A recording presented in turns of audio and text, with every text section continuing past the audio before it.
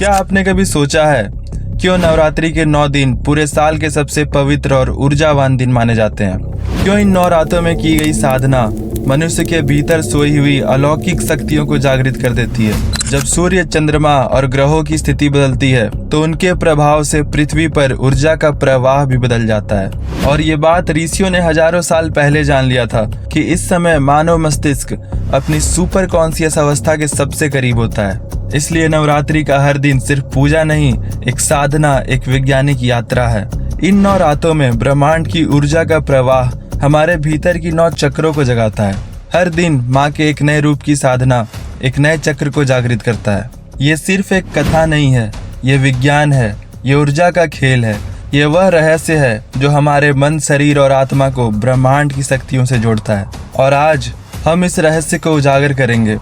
हम समझेंगे हम अपनी छुपी हुई शक्तियों को जागृत कर सकते हैं।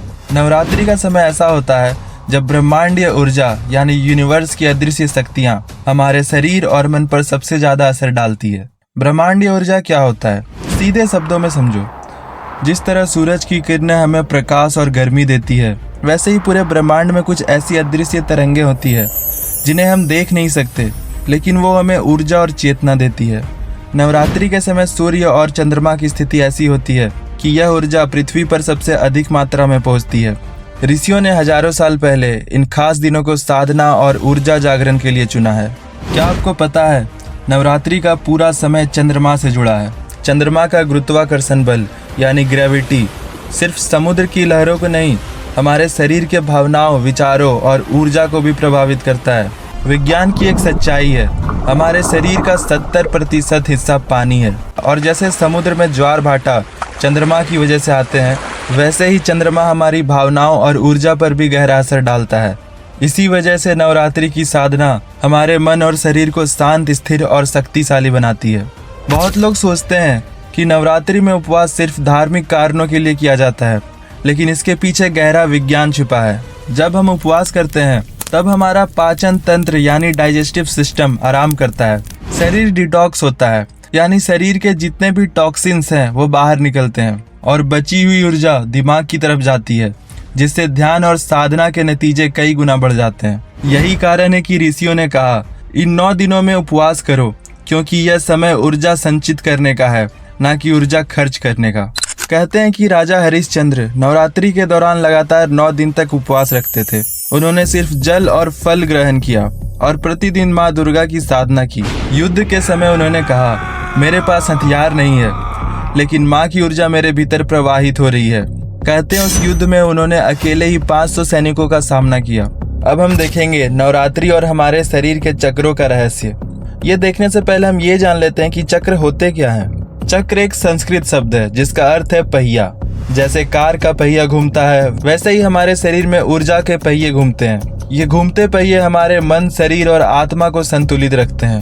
अगर कोई चक्र धीमा पड़ जाए या ब्लॉक हो जाए तो हमारा जीवन असंतुलित हो सकता है, शरीर बीमार पड़ सकता है, मन बेचैन हो सकता है और आत्मविश्वास कम हो सकता है। आधुनिक विज्ञान भी मानता है कि हमारे शरीर में नर्वस सिस्टम और ग्लैंड्स के पास एक ऐसा बिंदु है जहां ऊर्जा, हार्मोन, चेतना का नियंत्रण होता है। जब हमारे शरीर का चक्र संतुलित होता है तो फोकस, एक्टिविटी, आत्मविश्वास सब बढ़ जाते हैं, और जब चक्र संतुलित नहीं होता है तो तनाव, डर, गुस्सा, थकान जैसी समस्याएं बढ़ जाती हैं। तो आइए देखते हैं नवरात्रि और 9 चक्र के रहस्य के बारे में। पहला चक्र मूलाधार चक्र है, जिसे हम रूट चक्र भी बोलते हैं। ये रीढ़ की हड्डी के निचले हिस्से में होता है और ये नवरात्रि के पहले दिन से जुड़ा है जब माँ शैलपुत्री की पूजा होती है। मूलाधार चक्र हमारे जीवन की नींव है। यह हमें सुरक्षा, स्थिरता और आत्मविश्वास देता है। जब यह संतुलित होता है हम जीवन में डरते नहीं, हम हर चुनौती का सामना कर सकते हैं। नवरात्रि के पहले दिन माँ शैलपुत्री की पूजा इसी चक्र को सक्रिय करती है।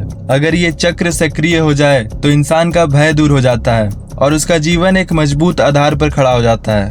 जब सीता माता का अपहरण हुआ, हनुमान जी को समुद्र पार करके लंका जाना था। समुद्र देखकर उनकी सेना घबरा गई। तभी जामवंत ने कहा हनुमान अपने भीतर की शक्ति को पहचानो, और उसी क्षण हनुमान जी का मूलधार चक्र सक्रिय हुआ। उन्होंने गर्जना की और कहा संपूर्ण ब्रह्मांड में मेरे लिए कुछ असंभव नहीं, और वो लंका की ओर उड़ चले। दूसरा चक्र स्वादिष्ठान चक्र या स्कैरल चक्र, ये नाभि के नीचे होता है और इसे जागृत करने के लिए नवरात्रि के दूसरे दिन माँ ब्रह्मचारिणी की पूजा की जाती है। ये चक्र हमारी इच्छा शक्ति और क्रिएटिविटी को नियंत्रित करता है। जब यह जागृत होता है तो इंसान के विचार, भावनाएं और संबंध संतुलित हो जाते हैं। यह हमें सिखाता है कि अनुशासन और तपस्या से ही जीवन में सफलता और ऊर्जा आती है। इससे जुड़ी है एक माँ पार्वती की कहानी। कथा है कि माँ पार्वती ने भगवान शिव को पाने के लिए हजारों साल तक तपस्या की। उन्होंने भोजन, निद्रा सब त्याग दिया, यहाँ तक कि जल भी नहीं पिया। उनकी यह अडिग इच्छा शक्ति ही थी जिससे वो महादेव की अर्धांगिनी बनी। तीसरा चक्र, मणिपुर चक्र, ये नाभि के पास होता है और इसे जागृत करने के लिए नवरात्रि के तीसरे दिन माँ चंद्रघंटा की पूजा करते हैं। मणिपुर चक्र हमारे आत्मविश्वास का स्रोत है। यह हमें हिम्मत, साहस और निर्णय लेने की शक्ति देता है। जो लोग जीवन में आत्मविश्वास की कमी से जूझते हैं उनके लिए यह दिन बहुत महत्वपूर्ण है। महाभारत में जब अर्जुन युद्ध भूमि में खड़े थे तो वो निराश हो गए थे, लेकिन श्री कृष्ण ने उन्हें गीता का ज्ञान दिया। उठो अर्जुन, यह समय कर्म का है, डर का नहीं।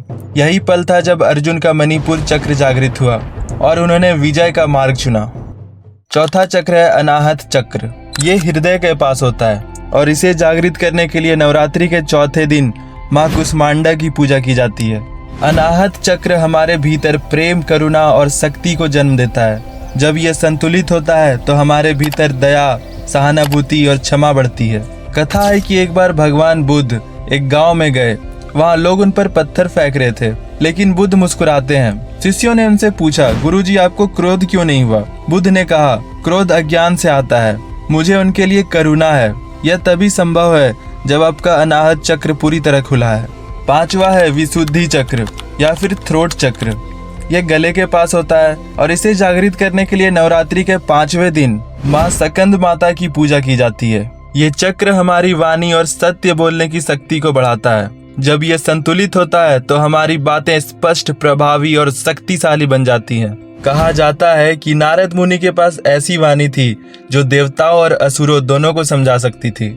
छठा चक्र है आज्ञा चक्र या फिर थर्ड आई चक्र, स्थान भौवों के नीचे, और इसे जागृत करने के लिए नवरात्रि के छठे दिन माँ कात्यायनी की पूजा की जाती है। आज्ञा चक्र हमें ज्ञान की गहराई देता है। ये वह शक्ति है जिससे हम सत्य और असत्य के बीच फर्क समझ सकते हैं। कहते हैं कि एक समय में वाल्मीकि डकैत थे, फिर उनके भीतर ज्ञान की रोशनी जागी। उन्होंने राम का जाप किया और महान ऋषि बन गए। यह परिवर्तन ज्ञान चक्र के खुलने की शक्ति का परिणाम है। सातवां चक्र सहस्रार चक्र या क्राउन चक्र।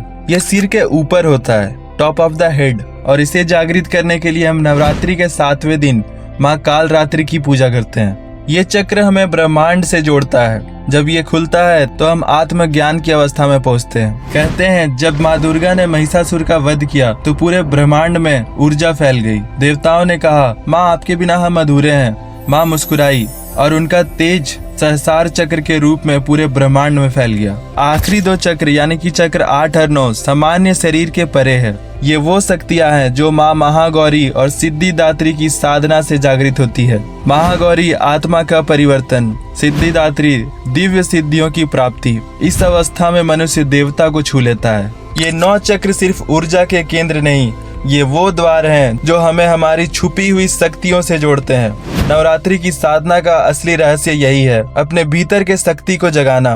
दोस्तों, नवरात्रि का ये पहला अध्याय यहीं समाप्त होता है। आज हमने समझा कैसे 9 दिन ऊर्जा, विज्ञान, भक्ति और साधना का अद्भुत संगम है। लेकिन ये तो बस शुरुआत है। इस सीरीज के दूसरे भाग में हम माँ दुर्गा के 9 स्वरूप के गुप्त रहस्य जानेंगे, उनकी अद्भुत कहानियां सुनेंगे, उनकी ऊर्जा और हर रूप की वैज्ञानिक साधना, सब कुछ हम अपने अगले वीडियो में विस्तार से देखेंगे। अगर आपको हमारी ये दिव्य यात्रा पसंद आई हो तो वीडियो को लाइक कीजिए और अपने दोस्तों और परिवारों के साथ शेयर कीजिए, और हमारे चैनल डिवाइन पिक्सल्स को सब्सक्राइब करना मत भूलना। और हाँ, बेल आइकन दबाएं ताकि पार्ट 2 का नोटिफिकेशन आपको पहले मिले, क्योंकि अगले भाग में हम माँ के 9 दिव्य रूप का रहस्य जानेंगे। जय माता दी।